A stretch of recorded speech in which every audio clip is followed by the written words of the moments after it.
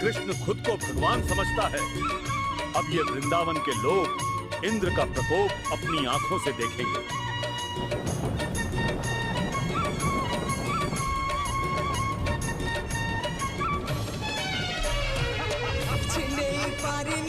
खुआ दौड़ी केमिति टेकिलु गोवर्धन गिरी।